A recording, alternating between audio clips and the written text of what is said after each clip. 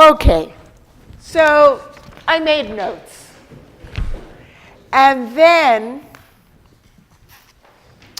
I listened on YouTube to Kathy Grant, who spoke the first Sunday of this month on intuition. And as I listened to her, she said many of the things that I wanted to say. So I really encourage you to listen to the recordings. So I thought, well, great. I took notes. I have things that I want to talk about in addition to what Kathy mentioned. And then I heard this voice in me which said, any guesses? Follow your intuition. And so as I sat here and stood here, first listening to Love Is My Decision, here's everything we need to know about intuition. The first line of the song, love is my decision. It's up to me to give of my heart. It's up to me to give credibility to my heart. It's up to me to allow myself to receive the wisdom of my heart. And this is truly what intuition is about. It is about listening to that still small voice. And then once we listen, to follow the guidance.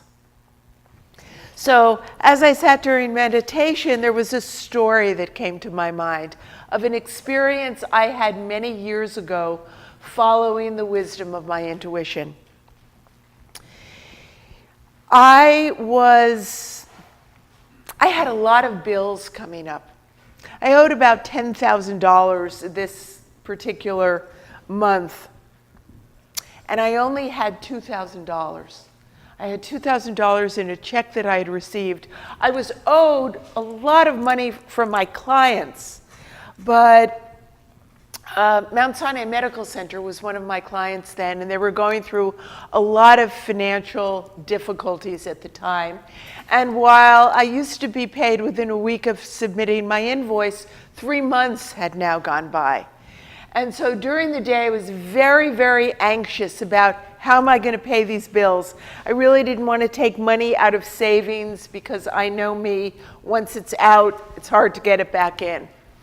And so throughout that day, I was driving all over. I was in Southampton, I was in Sag Harbor, I was back home in East Hampton, I was back in Sag Harbor. And I decided I was going to listen to some spiritual cassette tapes. So you can imagine, it was quite a while ago that I had little cassette tapes. And I just randomly, I had a basket in my car and I randomly picked one, and it was about tithing. And it was about tithing 10%, tithing 10%, tithing 10%. And after I listened to that about 20 times during the course of the day, I heard this still small voice within me say, tithe. Tithe. And I had just gotten a few days before this check for $2,000. And so I got home that night and I thought, okay, I'm going to tithe. I wrote out 2 checks for 2 places I wanted to give to. I put them in envelopes because these were going to be mailed. And the next morning I was going into the city to work, and I stopped at my mailbox, and at the mailbox, I don't know if I should mail this, because what if I go into work and I still don't get paid? What am I going to do about paying my bills? And you know that feeling of, which is not the still small voice speaking. That is fear, that's I don't know what I'm going to do, what's going to happen if I don't pay this bill. Quite honestly, nothing was going to happen, but that isn't what I thought. And so I stopped in front of the mailbox and I said to myself, okay, you said you were going to follow the wisdom of your heart. You heard tithe. put it in the mailbox. I put it in the mailbox. I got to work, and the secretary in the department said to me, Emily wants to see you. And Emily is the woman who signed my contract. And I had a few weeks before gotten a contract for the next year. And I go in to see Emily, and she said, listen, I've thought about your contract. And I'm like, And I've decided I want to raise your fee a few $100s a day. I thought, whoa, this tithing really, really works. Even though it seemed like the message at the moment, I owe $10,000, I have $2,000, and now I'm going to tithe $200, even though the message didn't logically make sense. $1,800 was not going to get me closer to $10,000.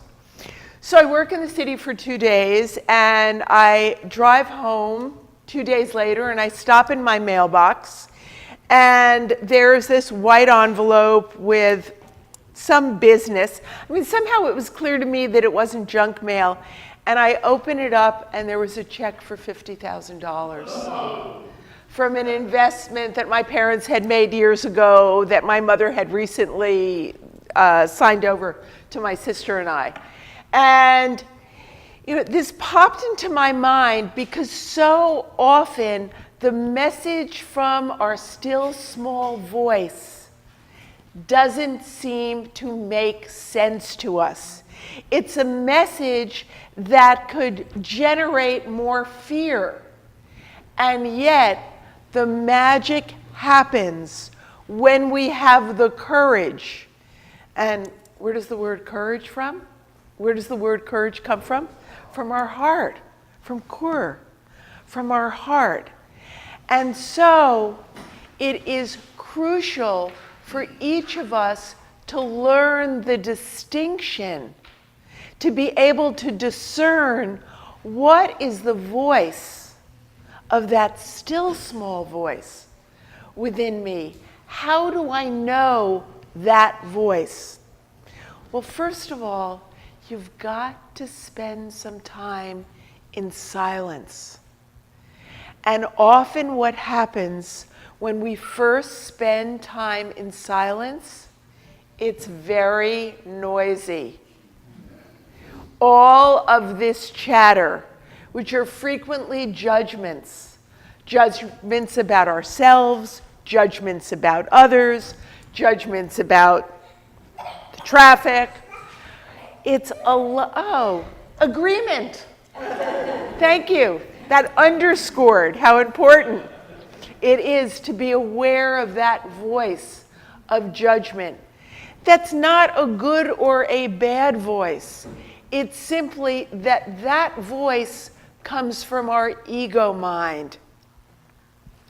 And when you listen to Kathy Grant's message, and she talks about the Heart Math Institute and the science that has been done in recent years, there is also a brain in our heart. And the voice from our heart is a simple message. Tithe, turn left, go right, be quiet. And so I encourage each one of us, I need this message as much as anyone else, to play with listening to that still small voice within. And a great way to do that is to do it with something that is not the most important issue in your life.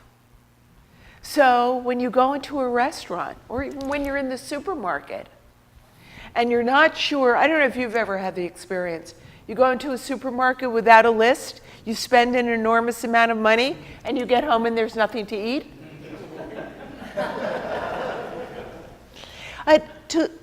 To as you go in, ask, what would I like to eat for my next meal? And listen to that. When you go into a restaurant and you look at the menu, instead of what I should eat, what I'd be better off eating, what I promised I would eat, just say, check in with yourself about what do I really want now? And as you listen over and over again, the voice gets louder and clearer. Not loud in a scream, but gets loud so sometimes the voice speaks as chills. Have you ever had that experience? You hear a song or you're in a conversation with someone. It so often happens to me when I'm here. And I just get the chills. You know, chills are also called truth bumps. It's to learn the language. That's the connection between our heart and our mind. Another thing that Kathy said is that the greatest distance we each have to travel, there's seats up here. Do you want to sit down? The greatest distance we each have to travel is, I think she said, the 12 or 18 inches between our heart and our mind. Because it is the sacred union of our heart and our mind. It's actually the sacred union of our heart, our body, and our mind.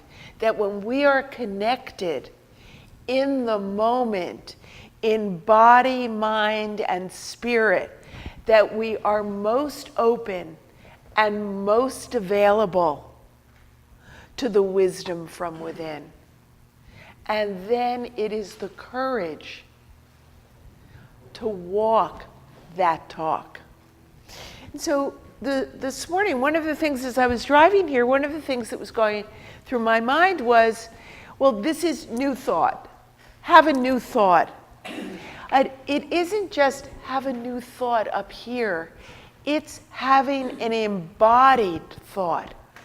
Having a thought that is a reflection of spirit, is a reflection of the wisdom of God.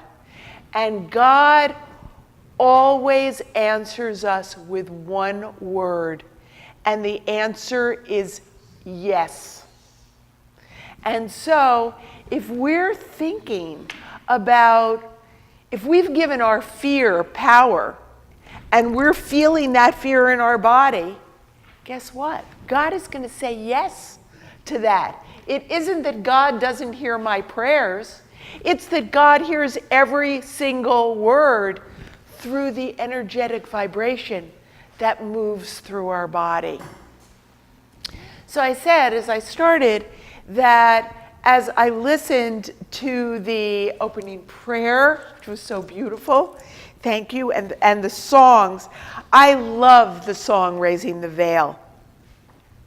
And today, as I listened after we did the meditation to the ending of the song, where it says, I want to know you, God. I mean, I want to know that connection of body, mind, and spirit. I want to know that wholeness, that holiness that is always available. And then I want to feel you, oh God. I want my being to be a vessel for that energetic vibration of knowing that I am held. I want to praise you. I want to be grateful for your presence in my being. It's not, I want to praise you, you're up there and I'm down here. But I want to be grateful for your presence that continuously animates my being. And I want to love you. Well, it says in Scripture, God is love. So if I open myself to love, if I open myself to this universal energetic presence of God, then I am love. And it's from that place of love that we can hear that still small voice. and practicing it over and over and over again. What road do I take? What street do I turn on? Asking the simplest questions and listening and following the answer. So those of you who have heard me speak before know that I give charms. So today's captures the entire message I'd like to think, captures the entire message of this month. And the reason that I give charms, and many of you have heard me say this many times before, is because I need as many reminders as possible to remember, have the group that composes us, our body, mind, and spirit, to be whole. And so the message on today's charm is follow your heart. And one of the things that I particularly like about this charm, and I have to admit that sometimes I spend more time looking for the charm than I think about the topic for as soon as I know what topic I'm speaking on, I think about it for a very long time. But I spend more time looking for the perfect charm than I do writing my notes. What I particularly like about this heart is that it's an open heart. And so even if you're going through a difficult time and your heart feels broken, be aware that the brokenness allows the light of love in. The brokenness allows whatever wounds or pain we are experiencing out.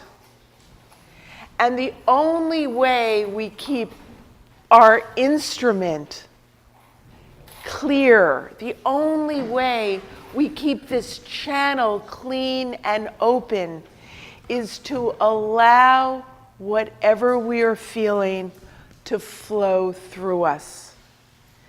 And the more we're mindful in the present moment, the more readily the still small voice speaks loud enough for us to hear and clear enough for us to understand. And so I'm closing, sharing with you what my New Year's resolution, affirmation, love note to myself has been now for the second year. And I use it as a way to support my connection with the wisdom that's always available. And it is, God, love, is my source, supply, support. Use this source, this supply, and this support as you move through your day, for the simplest choices you make, and for those choices that seem so much more important and so much more serious. The wisdom of our heart is our greatest guidance and always available to us. Thank you.